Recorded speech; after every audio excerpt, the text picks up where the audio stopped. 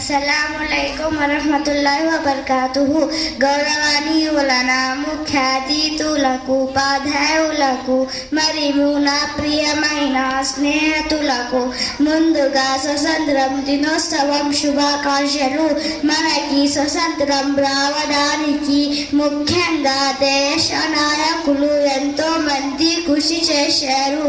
వారు గాంధీజీ, అల్లూరి సీతారామరాజు, పోటీ శ్రీరాములు గారు, జవహర్లాల్ నెహ్రూ, సుభాష్ చంద్రబోస్, భగత్ సింగ్ ఇంకా మొదలైన వారు ఎంతో మంది ఉన్నారు. వారిలో ఎక్కువగా చెప్పుకున్నవారు గాంధీ గారు. ఈయన ప్రగతి దాగా శాంతియుతంగా మనకి స్వతంత్రాన్ని